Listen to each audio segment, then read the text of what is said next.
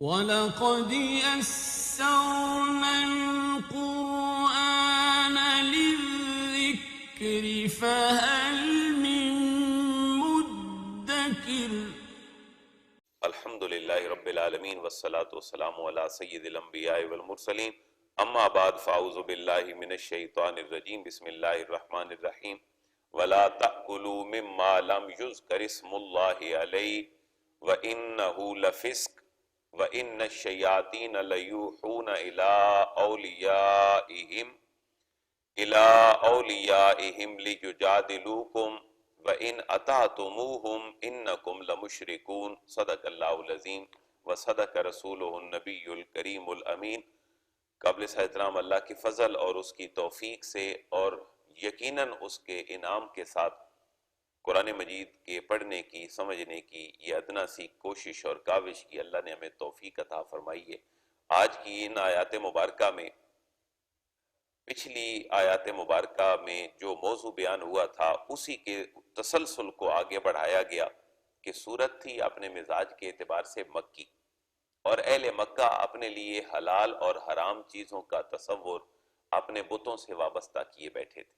میرے اور آپ کے لیے مطالعے کی ایک نئی جہت بھی ہے کہ ہم صرف اللہ کو ایک ہونا اور اس کی توحید کا اقرار، اس کے ایک ہونے کو نہیں مانتے، ہم یہ بھی مانتے ہیں کہ وہ ایک بھی ہے اور وہ ہماری قانون سازی میں بھی فائنل اتھارٹی رکھتا ہے۔ یعنی اللہ کے ساتھ ہمارا تعلق صرف الوہیت والا نہیں ہے کہ وہ ہمارا الہ ہے اور ہم اس کا ادب اور احترام کرتے ہیں اور اس کی جلالت کے ہم قائل ہیں، اس کے ساتھ ساتھ قانونی حاکمیت اور اقتدار اعلیٰ، وہ فائنل اتھارٹی کون ہے؟ اللہ کی ذات ہے۔ آج توحید کا ایک وہ پہلو ہے جو ہم پڑھنے لگے ہیں، جس کا تھوڑا سا سامنے گزشتہ آیات میں پڑھا تھا کہ قانون سازی کی فائنل اتھارٹی اللہ کی ذات ہے، اور اس کی تشریح کی پہلی اتھارٹی اور فائنل اتھارٹی اس کے رسول کی شخصیت۔ باقی سارے انٹرپریٹیشنز ہیں اور بیانیہ انداز ہیں، ہر ایک نے اللہ اور اس کے رسول کی منشا پانے کی کوشش کی ہے۔ اللہ کے نبی کی دعا پہ ذرا آپ توجہ فرمائیں تو اللہ کے حبیب ہمہ وقت دعا فرماتے رب زدنی علما۔ وجہ کیا تھی کہ آپ کے اوپر تو وحی اتر رہی تھی، اس کے باوجود بھی آپ کی دعا میں ہمیشگی اور دوام اس بات کا تھا کہ اللہ مجھے علم عطا فرما دے۔ وجہ کیا تھی کہ میں اللہ کی منشا اور اللہ کی مراد کو پالوں، ورنہ وہی تو آپ کے اوپر ورڈ اور متن کے اعتبار سے، قرآنک ٹیکسٹ کے اعتبار سے نازل ہو رہی ہے، لیکن رب زدنی علما کیا کہہ رہا ہے کہ اللہ ان آیات سے اور ان الفاظ سے جو تیری منشا ہے میں اس منشا کو پالوں۔ اور فقہا نے کیا کیا؟ امام اعظم ابو حنیفہ، امام شافعی، امام مالک، امام احمد بن حنبل، اور ہر بندے نے اللہ کی منشا کو پانے کی کوشش کی۔ طلاق کی ورڈنگ میں جو اختلاف ہے کہ کن الفاظ کے ساتھ طلاق دی جائے تو ہوگی یا نہیں، یہ سب ان فقہا کی کوششیں ہیں کہ اللہ کا اس حکم کو فرمانے کا مقصد اور منشا کیا ہے۔ تو آج کی آیات مبارکہ میں توحید کا وہ بیان ہے جو قانونی اپنی جہت اور پہلو رکھتا ہے۔ اہل مکہ کا ہم نے اعتراض پڑھا پچھلی آیات مبارکہ میں کہ مسلمان کیسی لاجک رکھتے ہیں کہ ایک جانور پہاڑی سے لڑک کر مر جائے تو کہتے ہیں کہ حرام ہے، اور جس کے گلے پہ خود چھری پھیر لیں اس کو کہتے ہیں جی حلال ہے۔ اب ان آیات میں اللہ فرما رہا ہے کہ جس کے گلے پہ چھری پھیر دیں اور اللہ کا نام نہ لیا جائے، تم یہ نہ سمجھو کہ وہ حلال ہے، اللہ کا نام نہیں لیا گیا، چھری پھر بھی گئی ہے، اس کے باوجود بھی ہم اس کو حلال نہیں سمجھتے۔ یعنی اب بیانی انداز میں ان کو سمجھایا جا رہا ہے کہ یہ لاجک چھری والی نہیں ہے، یہ لاجک اس کو ذبح کرنے والی لاجک نہیں ہے، بلکہ یہ وہ ہے کہ اللہ کا نام لیا جائے تو وہ ذبح ہوگا، اور اللہ کا نام نہ لیا جائے گا تو اس کو حلال تصور نہیں کیا جائے گا۔ پچھلی آیات میں یہ کچھ حکم گزرا، کچھ آج کی بات ہے۔ وَلَا تَأْكُلُوا مِمَّا لَمْ يُذْكَرِ اسْمُ اللَّهِ عَلَيْهِ وَإِنَّهُ لَفِسْقٌ، واو کا معنی، اور لا تَأْكُلُوا مت کھاؤ، لا تَأْكُلُوا نہ کھاؤ، مِمَّا یہ دو الفاظ کا مجموعہ ہے، من اور ما۔ من کا معنی سے، ما کا معنی جو یا جس پر، لم یذکر جس پر نہیں ذکر کیا گیا، جس پر نہیں بولا گیا، اسم اللہ اللہ کا نام، اللہ کا اسم جلالت جس پہ نہیں بولا گیا، علیہ اللہ کا معنی پر، ہی پروناؤن ہے اور یہ اس کی طرف لوٹ رہا ہے۔ جس جانور پر اللہ کا نام نہیں ذکر کیا گیا اس کو مت کھاؤ۔ وَإِنَّهُ لَفِسْقٌ، واو کا معنی اور، اِنَّا کا معنی بے شک، ہو اس کا کھانا، لفسق نافرمانی۔ لام کا معنی تاکید اور فسق کا معنی ہے نافرمانی. اس لیے کہتے ہیں کہ فلاں بندہ بڑا فاسق ہے، وہ اللہ کی اعلانیہ نافرمانی کرتا ہے. اور فسق اور فجور میں فرق ہوتا ہے. فجور ظاہری بھی ہو سکتا ہے اور انڈیویجولی باطنی بھی ہو سکتا ہے، اور جو فسق ہے وہ اعلانیہ ہوتا ہے. جو اللہ کی نافرمانی اور اس کے رسول کی نافرمانی پریکٹیکلی لوگوں کے سامنے وہ فاسق ہے. اور شریعت میں فاجر کی گواہی تو قابل قبول ہے، لیکن شریعت میں فاسق کی جو گواہی ہے وہ قابل قبول نہیں، کیونکہ فاسق اعلانیہ گناہ کرنے والا ہے اور لوگوں کو بتلانے والا ہے. وَإِنَّهُ لَفِسْقٌ، اب جانور کا کھانا چونکہ ظاہری ایک تعلق تھا اس وجہ سے کہا یہ نافرمانی ہے. وَإِنَّ الشَّيَاطِينَ لَيُوحُونَ إِلَىٰ أَوْلِيَائِهِمْ لِيُجَادِلُوكُمْ وَإِنْ أَطَعْتُمُوهُمْ إِنَّكُمْ لَمُشْرِكُونَ. اور اس کی وجہ کیا ہے کہ شیاطین جو ہیں وہ انسان کو بدگمان کرتے ہیں، اس کے اندر بدگمانی پیدا کرتے ہیں، وسوسہ ڈالتے ہیں، دلوں میں اعتراض ڈالتے ہیں تاکہ وہ جھگڑیں ایک دوسرے کے ساتھ. اللہ فرما رہے محبوب آپ نے ان کی بات نہیں ماننی، ورنہ پھر آپ کے ماننے والوں میں اور ان کے ماننے والوں میں کوئی فرق نہیں رہے گا. وَإِنَّ الشَّيَاطِينَ، واو کا معنی اور ان، بے شک، الشیاطین، شیاطین، یہ شیاطینہ کے نون کے اوپر زبر کیوں ہے آخر میں؟ انا کی وجہ سے، کیونکہ انا، انا کا انا، لاکنہ، لعلہ، لیتا، یہ 6 الفاظ ہیں جن کو حروف مشبہ بالفعل کہا جاتا ہے. یہ جہاں پر بھی آئیں گے ان کے بعد میں آنے والا ناؤن ہمیشہ زبر کے ساتھ ہوگا اور اس کے بعد میں آنے والا ناؤن ہمیشہ پیش کے ساتھ ہوگا. لیوحون، بے شک جو شیاطین ہیں، لیوحون، لام کا معنی البتہ تاکید، اور یوحون یہ اسی سینس میں ہے جو وحی ہوتی ہے. وحی کا لغوی معنی اشارہ کرنا، لیکن یہاں وحی اپنے ان معنوں میں نہیں ہے جو وحی اسلامک ٹرم ہے. وہ وحی یہ ہے کہ اللہ تعالیٰ اپنا پیغام اپنے فرشتے کے ذریعے اپنے بندے کو پہنچا دیتا ہے، لیکن یہاں وحی اپنے لغوی معنوں میں ہے اور وحی کا معنی ہے اشارہ کرنا. تو بے شک جو شیاطین ہیں، لیوحون، وہ دل میں ڈال دیتے ہیں، وہ وسوسہ پیدا کر دیتے ہیں، وہ اشارہ کر دیتے ہیں. الی اولیاءہم، الی کی طرف، اولیاءہم، ولی کی جمع اولیاءہم، اپنے، شیاطین اپنے دوستوں کے دلوں میں بات ڈال دیتے ہیں برائی کی. لیجادلوکم، وجہ کیا ہوتی ہے؟ لام کا معنی تاکہ، جادل یجادلو کا معنی ہوتا ہے جدال کرنا، ڈیبیٹ کرنا، جھگڑا کرنا. لیجادلوکم، تاکہ وہ تم سے جھگڑیں. اب 3 چیزیں ہو گئیں. شیاطین دل میں بات ڈال دیتے ہیں اپنے دوستوں کے تاکہ محبوب وہ آ کر آپ سے لڑیں. یعنی کفر اور شرک کے پیچھے جال کس کا ہے؟ شیطان کا. کہ آپ سے محبوب یہ پوچھتے ہیں، آ کر اعتراض کرتے ہیں کہ حلت اور حرمت کا آپ نے جو معیار بنا کر رکھا ہے یہ معیار کو سمجھ نہیں آتا. اللہ فرما رہا ہے یہ شیاطین ان کفار اور مشرکین کے دلوں میں اس طرح کی باتیں ڈالتے ہیں تاکہ یہ محبوب لیجادلوکم، تاکہ یہ آپ سے آ کر جھگڑا کریں اور آپ کے ساتھ آ کر ڈیبیٹ کریں. وَإِنْ أَطَعْتُمُوهُمْ، واو کا معنی اور، ان اگر، أَطَعْتُمُوهُمْ، محبوب اگر آپ ان کی اطاعت کریں گے تو انکم لمشرکون، بے شک آپ کے متبع اور اس سکول پہ چلنے والے وہ بھی مشرکین میں سے شمار ہوں. ان کا معنی بے شک، قوم کا معنی تم، سارے کے سارے، لمشرکون، تم سارے کے سارے بھی شرک میں مبتلا ہو جاؤ گے. دیکھیں یہاں پر شرک کی جو نسبت ہے وہ صرف اپنے نبی کی طرف نہیں کی، بلکہ نبی کی طرف شرک کی نسبت کرنے کو بھی اللہ نے ایک سوء ادب سمجھا، بلکہ یہ کہا کہ اگر آپ کی اطاعت کریں گے تو پھر آپ بھی مشرکین میں سے ہوں گے. جمع کا صیغہ ہے تو واحد تو اللہ کے نبی کی ذات ہے، لیکن اس مفہوم کو سمجھانے کے لیے بہت سارے لوگوں کو شامل کر دیا کہ اگر شیطان کے رستے پر کوئی چلے گا تو وہ سارے کے سارے کون ہوں گے؟ مشرکین ہوں گے. اَوَمَنْ كَانَ مَيْتًا فَأَحْيَيْنَاهُ وَجَعَلْنَا لَهُ نُورًا يَمْشِي بِهِ فِي النَّاسِ كَمَنْ مَثَلُهُ فِي الظُّلُمَاتِ لَيْسَ بِخَارِجٍ مِّنْهَا كَذَلِكَ زُيِّنَ لِلْكَافِرِينَ مَا كَانُوا يَعْمَلُونَ. یہ قرآن کا وہ انداز ہے جس کو ہم تقابلی انداز کہہ سکتے ہیں. کمپیریٹیولی قرآن نے مثالیں دے دے کر لوگوں کے سامنے باتیں رکھی ہیں. اب کہا یہ جا رہا ہے، ایک اس کا شان نزول علماء نے یہ بیان کیا ہے کہ اللہ کے حبیب نے دعا کی کہ اللہ 2 لوگوں میں سے ایک بندے کے ساتھ اسلام کو غلبہ عطا کر دے، اور ایک ابو جہل تھا اور دوسرا جناب عمر فاروق رضی اللہ تعالیٰ عنہ تھے. اب حضرت عمر کو اللہ نے اسلام کی جو ہے وہ توفیق دیا، آپ تشریف لائے، اسلام کے لیے تقویت کا باعث بنے. یہاں کمپیریٹیولی جائزہ لیا جا رہا ہے. اللہ فرما رہا ہے کہ ایک وہ آدمی جو مردہ ہے، یہ نہیں کافر ہے، کافر کو مردہ سے تشبیہ دی گئی ہے. ایک بندہ وہ جو مردہ ہے اور دوسرا وہ جو زندہ ہے. تو زندہ کون ہے؟ مومن. اور مردہ کون ہے؟ کافر. اور پھر اللہ فرما رہا ہے کہ ایک ہے مردہ، ایک ہے زندہ. اور ایک کے پاس ہے نور، نور ہدایت، شمع یعنی قرآن، تو کیا یہ دونوں برابر ہو سکتے ہیں؟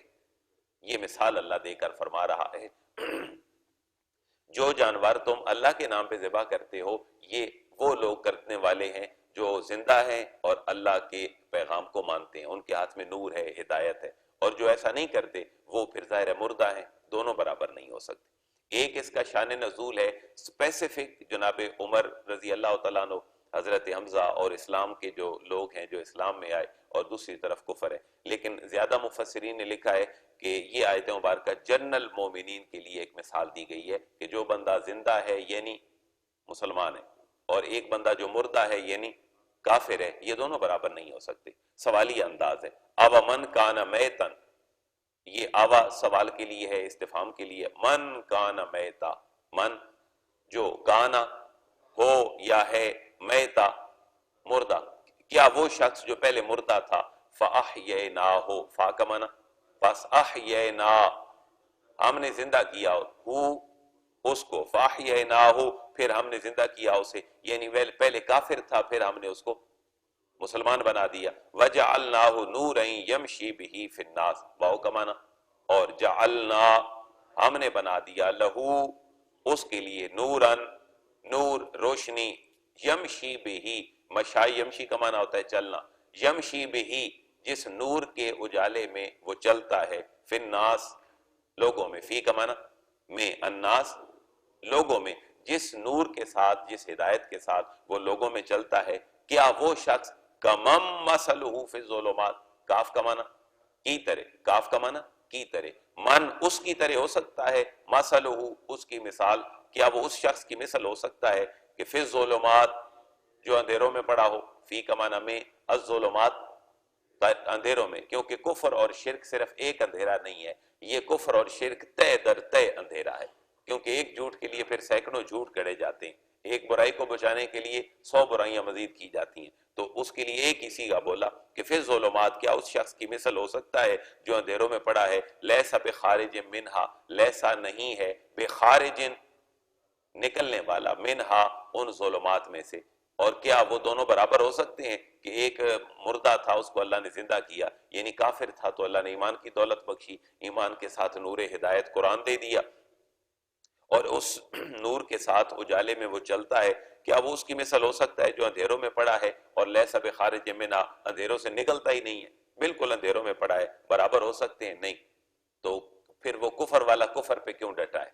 اس کی اللہ ریزن بیان فرما رہا ہے، یہ اس کی آزمائش ہے، اور کذالک زین للکافرین ما کانوا یعملون، کذالک یوں ہی اسی طرح زین مزین کر دیے گئے، آراستہ کر دیے گئے، للکافرین کافروں کے لیے، ما کانوا یعملون جو وہ کیا کرتے تھے، تو یہ اللہ کی بہت بڑی پنشمنٹ ہے کہ اللہ انسان کے دل کے اندر ایسی چیز کی محبت ڈال دے جو چیز اللہ کی بظاہر نافرمانی، اور اللہ تعالیٰ نیکیوں کے ساتھ محبت دل میں ڈال دے تو یہ اللہ کا بہت بڑا انعام ہے، اور گناہوں کی اٹریکشن جب انسان کے پاس آ جائے پھر یہ اللہ تعالیٰ کا بہت بڑا غضب ہے، اور یہ ہوتا کب ہے؟ جب انسان نافرمانیوں پہ ڈٹا رہتا ہے، پھر اللہ تعالیٰ اس کے اعمال اس کے لیے مزین کر دیتا ہے، اور اللہ فرماتا ہے یہ جو کر رہا ہے اس کے لیے اتنی محبت ہے کہ اس کے لیے اپنی جان بھی دے دیتا ہے، کفر و شرک میں بھی لوگ مرتے ہیں، اپنی جانیں دیتے ہیں، تو ما کانوا یعملون، اللہ فرما رہے ہم ان کے لیے آراستہ کر دیتے ہیں، اور آراستہ کر دیے گئے کافروں کے لیے وہ اعمال جو وہ کیا کرتے تھے۔ یہ جو اگلی آیت ہے یہ شاید میرے اور آپ کے ملک کے لیے اور پوری امت کے لیے ہے، اور یہ انسان آج جس راستے پر چل پڑا ہے شاید اس انسان کو ایک دھمکی آمیز اللہ کے جملے ہیں کہ تمہارے ساتھ ایسا کیوں ہوتا ہے۔ ہم نے حدیث مبارکہ ایک پڑھی کہ اللہ فرماتا ہے اس کے حبیب کا اپنے انبیاء کے ساتھ جو تعلق ہے کہ حضرت موسیٰ علیہ السلام سے آپ کی قوم نے یہ عرض کی کہ اللہ یہ ہم سے اللہ راضی ہے یا ہم سے اللہ ناراض ہے، ہمیں پتہ کیسے چلے گا؟ تو حضرت موسیٰ علیہ السلام کی طرف اللہ نے وہی فرمائی، حضرت موسیٰ نے ان سائلین کو یہ کہا کہ جب اللہ تمہارے حکمران اچھے بنا دے تو اللہ تم سے راضی ہے، اور اللہ جب تمہارے حکمران برے بنا دے تمہارے اوپر تو سمجھو کہ تمہارا رب تم سے ناراض ہے۔ اور یہاں اس آیت مبارکہ میں بھی تقریباً اسی بات کی طرف اشارہ ہے، وَكَذَلِكَ جَعَلْنَا فِي كُلِّ قَرْيَةٍ أَكَابِرَ مُجْرِمِيهَا لِيَمْكُرُوا فِيهَا وَمَا يَمْكُرُونَ إِلَّا بِأَنفُسِهِمْ وَمَا يَشْعُرُونَ۔ یہ پھر اللہ شعور بھی چھین لیتا ہے. ذرا کان کھول کے اس آیت مبارکہ کو سنیں.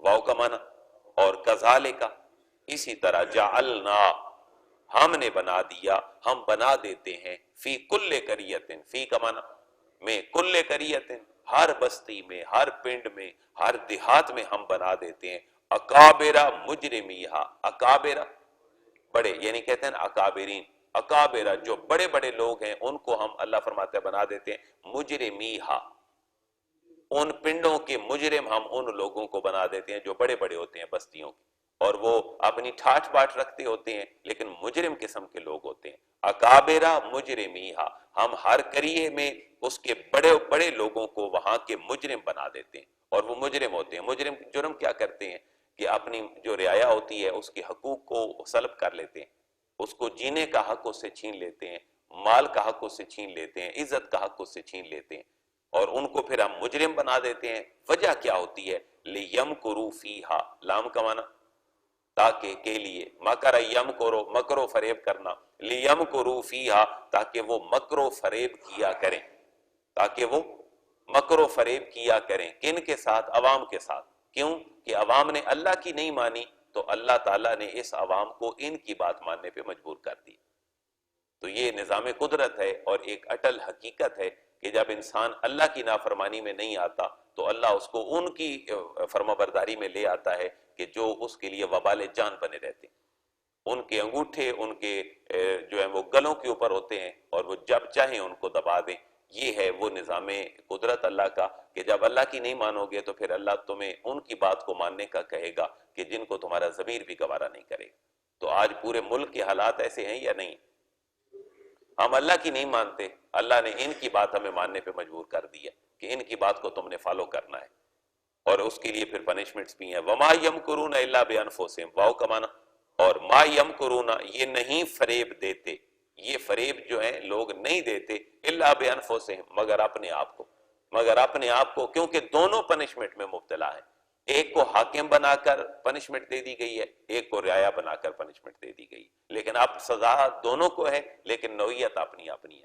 ایک کو بڑے سینس کے ساتھ دے دی گئی, ایک کو ماتحت بنا کر دے دی گئی. لیکن اگلا یہ جملہ سنیں, اصل ہے یہ جملہ وما یشعرون, لیکن شعور بھی نہیں ہوتا. پھر ماتحتوں کو بھی شعور نہیں ہوتا, اور جو ان کے سروں پر غالب ہوتے ہیں, مسلط ہوتے ہیں, اللہ فرما رہے وما یشعرون, اس بات کو سمجھ نہیں سکتے پھر یہ لوگ. اور یہی حال شاید آج پوری امت کا ہے کہ ظالم, فاسق, فاجر, ہمارے حقوق وائلیٹ کرنے والے, سلب کرنے والے لوگ آج ہمارے سروں پہ قابض ہیں. میں تو بالکل ایمانداری سے دیانتدارانہ یہ عرض کر رہا ہوں کہ یہ صرف اللہ کا ہمارے اوپر عذاب ہے, کیونکہ ہم نے اللہ کی کوئی نہیں مانی تو ہم دونوں اپنی اپنی جو ہے وہ نتیجوں میں مبتلا ہو گئے. مسلمانوں کی خلافت جو لوگوں کے بیسک ہیومن رائٹس کی پروٹیکشن کی بات کرتی تھی اور ان کی محافظ تھی, وہ گریجولی ختم ہوتی گئی. پہلے سیدنا صدیق اکبر, عمر فاروق, عثمان غنی, علی المرتضیٰ, یہ تھی خلافت حضرت امام حسن کے 6 مہینے شامل کر کے, یہ تھی علی طریق النبوہ. پھر بنو امیہ آئے, آپ نے دیکھا کہ لوگوں کا کیا حال کیا. بنو امیہ نے ہی نواسہ رسول کو شہید کیا, اور یزید کا تعلق بنو امیہ سے تھا. اس کے بعد بنو عباس آئے, بنو عباس والوں نے بنو امیہ کے لوگوں کو قبروں سے نکال کر ان کی میتوں کو جلا کر پانی میں بہایا. یہ بھی مسلمان تھے. اور 656 میں پھر ان کے اوپر اللہ کے غضب کا کوڑا کیسے برسا کہ جنہوں نے مسلمانوں کو قبروں سے نکال کر مارا تھا, ان کے خون سے اللہ نے دریا بہا دی. اور ہلاکو خان, تاتاری اور چنگیز خان, انہوں نے مسلمانوں کی اینٹ سے اینٹ بجا دی. تو جن کے اقتدار کی بنیاد خون تھا, ان کے اقتدار کا اختتام بھی کیا تھا؟ خون تھا. اس کے بعد بنو عباس کی حکومت ختم ہوئی, تاتاری آئے, امت بکھر گئی. کہیں بنو امیہ کے 2-3 حکمران جا رہے ہیں اندلس میں کسی اور مقام پر, کہیں بنو عباس کے لوگ, کہیں پھر اسلام دور تک پھیلا تو یہ مغل بھی تھوڑا سا اٹیچ رہے ترکوں کے ساتھ, خلافت عثمانیہ کے ساتھ. تو ہم نے جب اللہ کی نافرمانیاں شروع کی تو اللہ نے ہم سے چھین لیا سب کچھ. کھانا پینا آج دیکھیں, اٹھنا بیٹھنا, آب و ہوا, پینے کا پانی, خالص لوگ کہاں ملتے ہیں؟ یہ صرف اللہ تعالیٰ کی ایک جو ہے وہ غضب ہے, جس کا خمیازہ ہر انسان کسی نہ کسی شکل میں بھگت رہا ہے. انسان کمانے کو کروڑوں کماتا ہے, بیٹا اس کی بات نہیں سنتا, اور بیٹی جو ہے وہ اپنے ماں باپ کی فرما بردار نہیں ہے, اور بظاہر ایجوکیٹڈ ہونے کے باوجود بھی انسانیت نام و نشان نہیں ہے. اس نوجوان نسل میں، تو کیا یہ اللہ کی طرف سے عذاب نہیں؟ انویسٹمنٹ لاکھوں کی ہے، لاکھوں روپے لگا کر ایک انسان میڈیکل میں جو ہے وہ اسپیشلائزیشن کرتا ہے، انجینئرنگ میں کرتا ہے، لیکن وما یشعرون، شعور انسانیت کا پھر بھی نہیں ہوتا، بکاؤ مال معاشرے کے اندر تیار ہو رہا ہے۔ تو یہ سارے کا سارا اللہ کا غضب ہے جو ہمارے اوپر شاید آ رہا ہے۔ اور ولید بن مغیرہ پھر یہ کہتا ہے، جس کے لیے اللہ نے سورہ نون والقلم میں بڑے 10 سخت الفاظ استعمال فرمائے، وَلَا تُطِعْ كُلَّ حَلَّافٍ مَّهِینٍ ہَمَّازٍ مَّشَّاءٍ بِنَمِیمٍ، محبوب اس کی بات پرواہ نہ کریں ولید بن مغیرہ کی، یہ تو اپنے باپ کا نہیں ہے، اس کا تو جو تولیدی مادہ ہے وہ کسی اپنے باپ کا نہیں ہے، یہ تو کسی دوسری نسل سے تعلق رکھتا ہے۔ وہ کہتا ہے حضور کو آ کر کہ اگر نبوت کا معیار مال و دولت ہے تو آپ کے پاس کیا ہے؟ میں مکے کا امیر ترین آدمی ہوں، میں نبی کیوں نہیں بنا؟ اور اگر نبوت کا معیار کوئی بڑا خاندان ہے تو معاذ اللہ آپ تو یتیم پیدا ہوئے، آپ کا تو باپ آپ کے پیدا ہونے سے پہلے دنیا سے چلا گیا، آپ کو کس نے حق دیا ہے کہ آپ نبوت کا دعویٰ کریں؟ تو اللہ اس آیت میں فرما رہا ہے کہ محبوب ان کو کہیں کہ نبوت اور رسالت اللہ کی طرف سے گفٹ اور تحفہ ہوتی ہے، یہ اللہ مال و دولت والے لوگوں کو نہیں دیکھتا، اللہ سٹیٹس والے لوگوں کو نہیں دیکھتا، یہ اللہ کی طرف سے ہبہ اور تحفہ ہوتا ہے۔ نبوت وابی ہوتی ہے، کسبی نہیں ہوتی۔ اللہ محبوب ان کو کہیں اللہ جس کو چاہے عطا کر دے۔ فَإِذَا جَاءَتْهُمْ آیَةٌ قَالُوا لَن نُؤْمِنَ حَتَّى نُؤْتَىٰ مِثْلَ مَا أُوتِیَ رُسُلُ اللَّهِ، بھائی ہم ایمان لے آئیں گے، ہمارے اوپر بھی وہ جبریل لے کر آئیں جو آپ کے اوپر آتا ہے۔ یہ ان کا اعتراض تھا اہل مکہ کے بڑے بڑے ملأ اعلیٰ کا، جو بڑے بڑے لوگ تھے۔ وَإِذَا جَاءَتْهُمْ، واو کا معنی اور، اذا جب، جاءتهم آ جائے ان کے پاس، آیتن کوئی نشانی کا، کوئی نشانی جب کہتے تھے کہ جبریل میرے اوپر بھی آئے، ولید بن مغیرہ کہتا ہے جبریل آئے نا میرے اوپر بھی، جو محمد آپ کے اوپر آتا ہے تو پھر ہم یہ نشانی ہوگی نبی ہونے کی تو ہم نبوت پہ ایمان لے آئیں گے۔ اللہ فرما رہے محبوب جب ان کے پاس آ جائے کوئی نشانی، قالو تو پھر یہ کہتے ہیں لن نؤمنا، ہم ہرگز ایمان نہیں لائیں گے، حتیٰ یہاں تک کہ نوتا ہمیں عطا کر دیا جائے، مثلا اس طرح کا، ما اوتیا جو عطا کیا گیا، رسول اللہ اللہ کے رسولوں کو، ہمیں بھی وہ مل جائے جو اللہ کے رسولوں کو ملا، نبوت مل جائے، ہمیں بھی کوئی اس طرح کی چیزیں مل جائیں۔ تو اللہ فرماتا ہے اللہ عالم حیث یجعل رسالتہ، اللہ عالم سب سے زیادہ جانتا ہے، حیث جہاں، یجعل وہ رکھے گا، رسالتہ اپنی رسالت کو، اللہ بہتر جانتا ہے کہ اللہ نے اپنی رسالت سے کس کو چننا ہے اور رسول کس کو بنانا ہے۔ کیونکہ دو چیزیں ہوتی ہیں، ایک انسان محنت کر کے گین کرتا ہے جس کو ہم کہتے ہیں کسبی، اور ایک ہوتی ہے وہبی چیز۔ تو یہ جو نبوت ہے یہ کسبی نہیں بلکہ وہبی ہے، اور ولایت یہ کسبی ہے۔ انسان نمازیں پڑھتا ہے، روزے رکھتا ہے، اللہ کا قرب حاصل کرتا ہے، پھر وہ ہاتھ اٹھا کر اللہ کی بارگاہ میں دعا کرتا ہے، اللہ اس کی دعا کو کبھی رد نہیں فرماتا۔ بابا فرید الدین گنج شکر فرماتے ہیں میں نے 40 سال اللہ کی کوئی بات نہیں موڑی، اب میں ہاتھ اٹھا کر دعا کرتا ہوں تو اللہ میری کسی بات کو نہیں موڑتا۔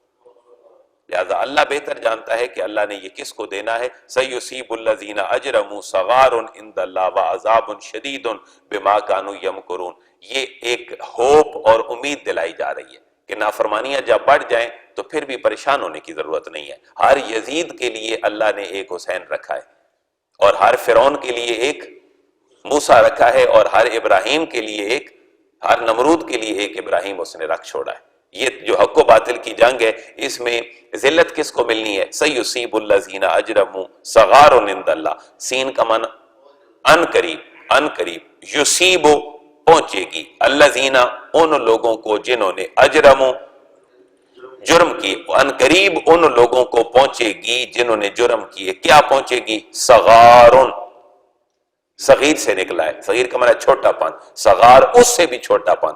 اللہ فرما رہے جنہوں نے جرم کیا ان کو ذلت ضرور پہنچے گی، اور یہ ذلت کہاں ہوگی؟ عند اللہ، یہ اللہ کے ہاں ان کو ذلت ہوگی اللہ کے ہاں، لیکن اللہ ان کو ذلیل رسوا اس دنیا میں ہی کر دے۔